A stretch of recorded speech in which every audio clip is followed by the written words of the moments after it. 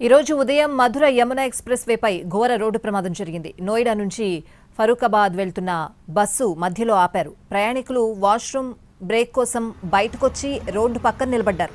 అప్పుడు వేగంగా వస్తున్న కంటైనర్ ట్రక్ ఆ బస్సును రోడ్డు పక్కన నిలబడిన ప్రయాణికులను ఢీకొట్టింది. ఈ ప్రమాదంలో 6 మృతి చెందారు, 15 మంది తీవ్రంగా గాయపడ్డారు.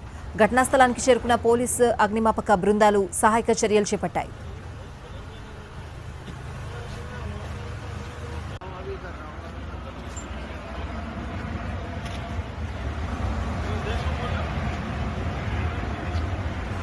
ఈ రోజు ఉదయం మధుర యమున ఎక్స్‌ప్రెస్ వేపై ఘోర రోడ్డు ప్రమాదం జరిగింది. నోయిడా నుంచి ఫరూఖాబాద్ వెళ్తున్న బస్సు మధ్యలో ఆపారు.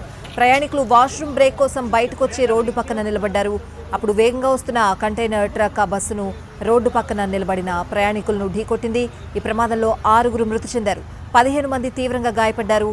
ఘటనా స్థలానికి చేరుకున్న పోలీసు, అగ్నిమాపక బృందాలు సహాయక చర్యలు చేపట్టాయి.